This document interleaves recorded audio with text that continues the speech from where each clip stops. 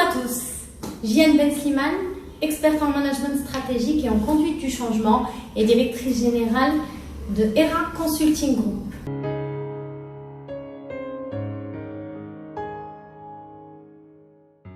Tout d'abord, je vous remercie de poser ce type de questions très intéressantes parce qu'elles sont justement du moment et elles concernent tout le monde, tous les acteurs économiques et tous les acteurs du marché marocain. Eh bien, il faut quand même rappeler que Covid-19 et la crise sanitaire étaient inattendues. Personne ne pouvait savoir que ça allait arriver. Autant les chefs d'entreprise que les collaborateurs ou encore les institutions publiques. Donc, les impacts et les conséquences de cette crise sont bien entendu inévitables et il y a de gros impacts, de nombreux impacts. Malheureusement, un des impacts principaux est le secteur de l'emploi. Nous ne parlons pas uniquement des collaborateurs qui sont en poste et qui risquent justement de perdre leur emploi, mais nous parlons également de ces jeunes diplômés qui ont besoin d'un premier emploi, qui ont besoin d'une insertion professionnelle pour pouvoir démarrer une carrière.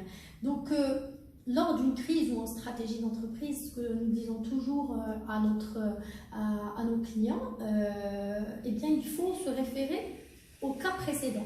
Alors, si nous reprenons la crise de 2008, qui est similaire en termes d'impact sur le marché économique, eh bien, nous pouvons en faire un apprentissage, lequel, tout simplement, avoir une attitude de résilience. Comment je peux faire en sorte de rebondir? Comment je peux faire en sorte de garder le navire en marche sans l'arrêter? Et ça, c'est le défi des chefs d'entreprise ou des DRH c'est un des deux défis qu'ils ont, puisque le premier défi, c'est faire en sorte que cette entreprise soit pérenne, qu'elle soit toujours en vie et qu'elle continue à payer ses fournisseurs, qu'elle continue à payer ses salariés, qu'elle continue à avoir de l'activité. Et le deuxième défi, bien entendu, c'est de garder l'ensemble des collaborateurs, l'ensemble des salariés sur du long terme sans faire prendre trop de risques à l'entreprise. Ensuite, c'est aussi le défi de ces collaborateurs, de l'ensemble des collaborateurs, puisque ils doivent en fait faire le bilan sur eux-mêmes, faire le bilan sur leurs activités, sur la période de confinement, sur leur orientation, pour justement prendre des décisions quant à leur carrière ou l'avenir de leur métier.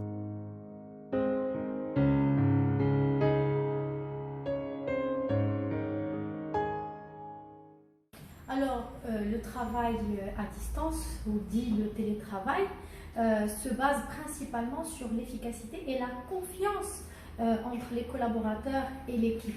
Cette confiance, il est important de la maintenir et important en fait de continuer à construire les liens même à distance.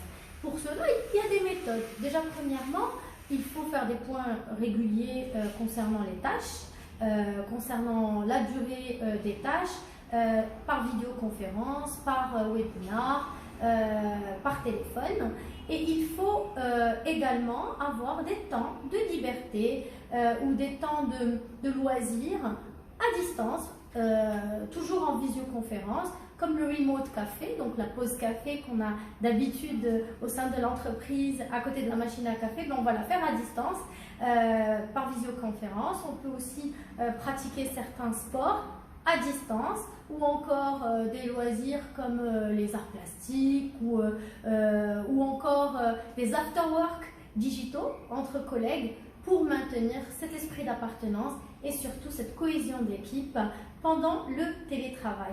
Il est important de rester lié à son équipe, de comprendre aussi les points bloquants qui peuvent venir aussi de la vie personnelle pour répondre en fait à un résultat attendu ou un objectif attendu, pour ensuite préparer l'après-crise, le retour au bureau ou tout simplement pour certaines entreprises qui l'ont décidé, continuer à travailler à distance et en télétravail.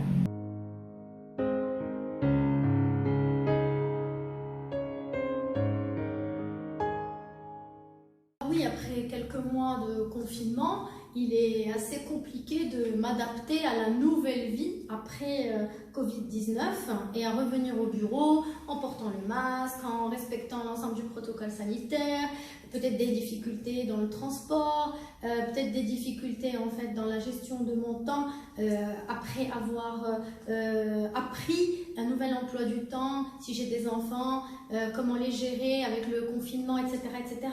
Mais il s'agit juste en fait d'une nouvelle réadaptation que nous devons faire. Bien entendu, ces changements peuvent nous démotiver. Et ce qui peut démotiver le collaborateur ou le salarié de manière générale, c'est surtout l'incertitude, ce climat d'incertitude. Nous ne savons pas si l'entreprise va tenir, nous ne savons pas si nous allons garder notre emploi ou pas, nous ne savons pas si je vais garder mon métier au sein de l'entreprise et les mêmes tâches. Donc cela, oui, effectivement, peut apporter une démotivation supplémentaire. Alors, ce qu'il faut apprendre de cette crise sanitaire et ce qu'il faut mettre en application tout de suite, ben, il faut que j'apprenne, moi, en tant que salarié, à faire le bilan.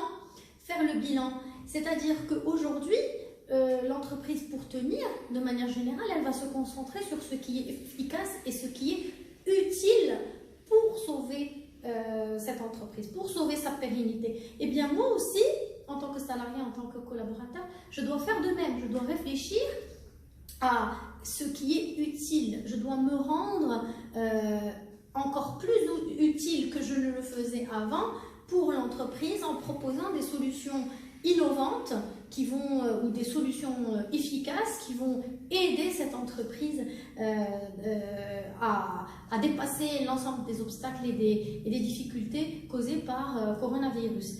Cependant, si certains comportements ne m'ont pas plu au sein de l'entreprise durant le confinement et que je ne me sens plus en fait appartenir à cette entreprise ou à ce groupe, il est temps de faire le bilan sur l'orientation de ma carrière. C'est le moment.